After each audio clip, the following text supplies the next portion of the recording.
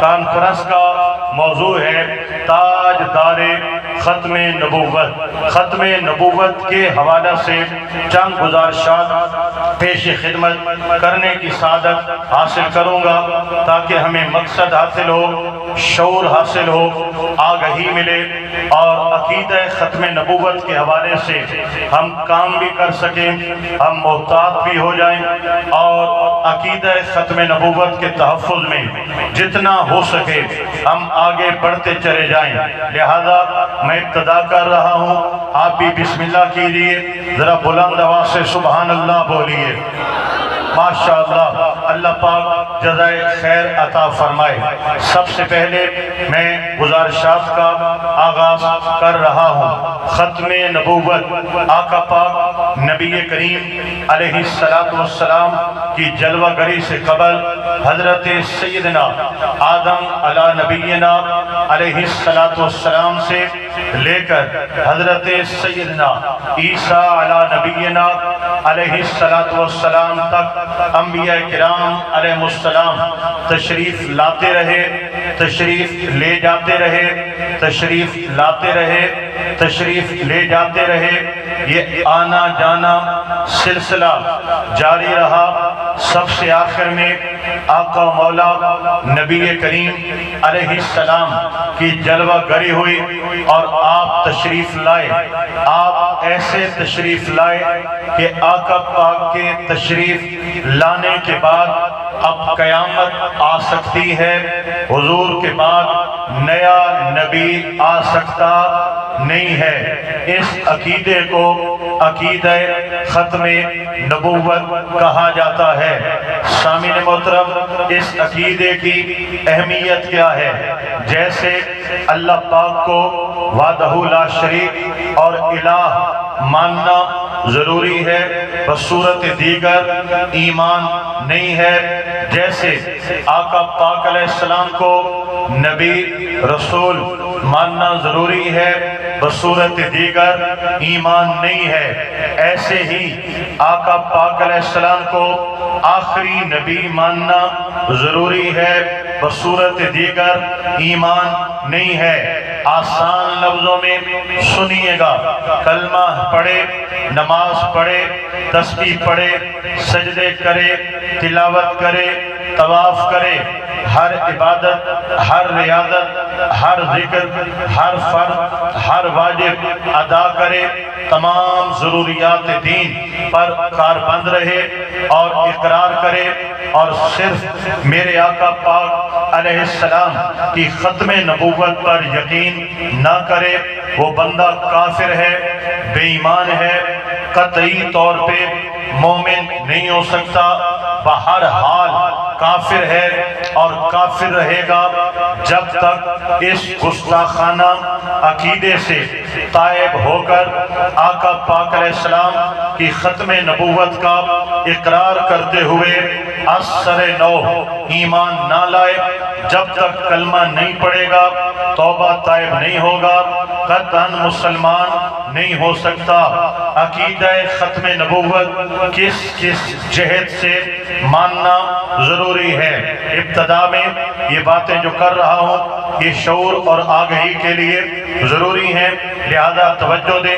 آپ کی توجہ ہے تو آپ بتائیں اور اونچا بولیں سبحان اللہ۔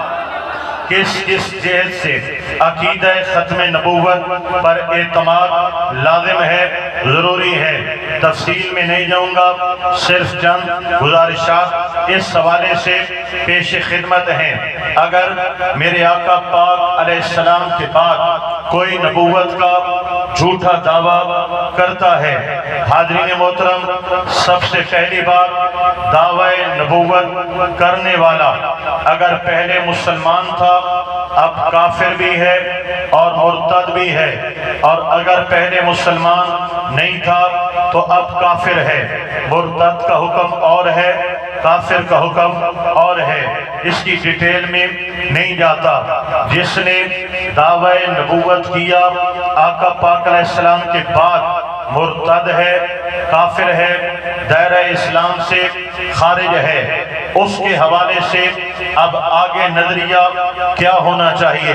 پہلی بات، نبوت کا دعویٰ کرنے والے کو جس نے نبی مانا وہ بے ایمان ہے، دائرہ اسلام سے خارج ہے، کیونکہ ختم نبوت کا انکار کر رہا ہے۔ اگلی بات، نبوت کے دعوے دار کو اگر کوئی ولی مانے، فقیر مانے، نیک بندہ مانے، وہ بھی کافر ہے اور دائرہ اسلام سے خارج ہے، کیونکہ اس نے نبوت کے جھوٹے دعوے دار، مرتد اور کافر کو مسلمان جانا اور نیک انسان جانا۔ اگلی بات، نبوت کے جھوٹے دعوے دار کو اگر صرف مسلمان مانا جائے، چاہے گناہگار مانے، خطا کار مانے یا جہنمی مانے، لیکن یہ مانے کہ ہے مسلمان، وہ بندہ جو نبوت کے جھوٹے دعوے دار کو مسلمان مانتا ہے وہ بھی کافر ہے اور دائرہ اسلام سے خارج ہے۔ اگلی بات، جنہوں نے نبوت کے جھوٹے دعوے دار کو نبی مانا، اس کو نبی ماننے والے کو، مطلب اس کا امتی کہلانے والے کو اگر کوئی مسلمان مانے تو اس کو مسلمان ماننے والا بھی کافر ہے اور دائرہ اسلام سے خارج ہے۔ اس کے بعد اگر وہ جھوٹا نبوت کا دعوے دار یا اس کے سپورٹر، اس کے ماننے والے، ان کے چاہنے والے، اگر کوئی ان کو کسی طرح کی عقائد میں یا دیگر معاملات میں ہمدردی کرے، نرمی کرے، اظہار محبت کرے، اظہار اخوت کرے یا ان کے ساتھ کوئی بھی معاملہ نرمی محبت والا کرے، وہ بھی دائرہ اسلام سے خارج ہے اور قطعاً اپنے آپ کو مسلمان نہیں کہلا سکتا۔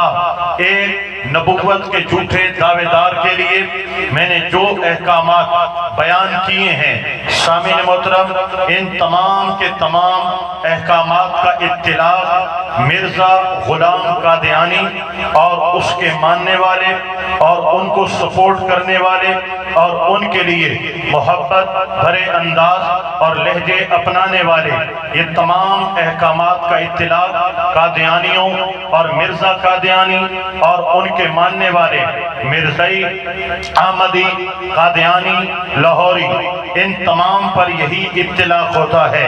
لہذا مرزا قادیان کے لیے یا مرزائی کے لیے اگر کوئی نبی مانے تو بھی دائرہ اسلام سے خارج، اگر کوئی ولی مانے تو بھی دائرہ اسلام سے خارج، اگر کوئی مسلمان مانے تو بھی دائرہ اسلام سے خارج، اگر کوئی اس کے ماننے والوں کو مسلمان مانے تو بھی دائرہ اسلام سے خارج، اور اگر کوئی ان کا معاون ہو اور ان کا مددگار ہو اور ان کا حامی ہو، غمخوار ہو، تو بھی دائرہ اسلام سے خارج۔ یہ میں نے ختم نبوت کے عقیدے کے حوالے سے آپ کو احکام بیان کیے۔